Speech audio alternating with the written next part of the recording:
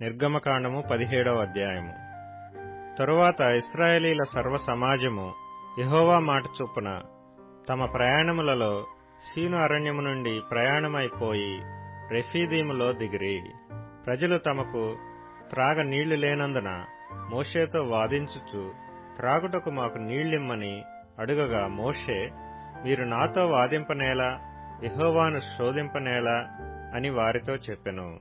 అక్కడ ప్రజలు నీళ్లు లేక దప్పిగొని మోషే మీద సనుగుచు, ఇదెందుకు?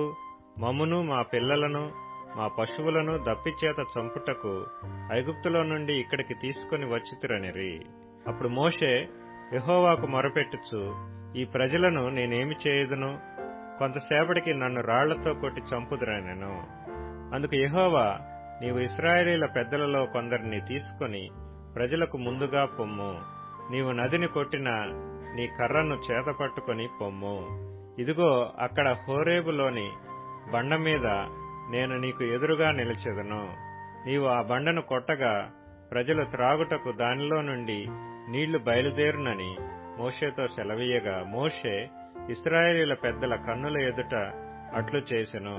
అప్పుడు ఇశ్రాయేలీలు చేసిన వాదమును బట్టియు యెహోవా మన మధ్య ఉన్నాడో లేడో అని వారు యెహోవాను శోధించుటను బట్టియు అతడు ఆ చోటికి మస్సా అనియు మెరీబా అనియు పేర్లు పెట్టెను. తరువాత అమాలేకీయులు వచ్చి రెఫీదీములో ఇశ్రాయేలీలతో యుద్ధము చేయగా, మోషే యెహోషువతో, మన కొరకు మనుషులను ఏర్పరచి వారిని తీసుకుని బయలువెళ్లి అమాలేకీయులతో యుద్ధము చేయము. రేపు నేను దేవుని కర్రను చేతపట్టుకుని ఆ కొండ శిఖరం మీద నిలిచెదనెను. యెహోషువ మోషే తనతో చెప్పినట్లు చేసి అమాలేకీయులతో యుద్ధమాడెను. మోషే, అహరోను, హూరు అనువారు ఆ కొండ శిఖరం ఎక్కిరి. మోషే తన చెయ్యి పైకెత్తినప్పుడు ఇశ్రాయేలీయులు గెలిచిరి. మోషే తన చెయ్యి దింపినప్పుడు అమాలేకీయులు గెలిచిరి. మోషే చేతులు బరువెక్కగా వారు ఒక రాయి తీసుకుని వచ్చి అతడు దానిమీద కూర్చుండుటకై దానిమీద వేసిరి.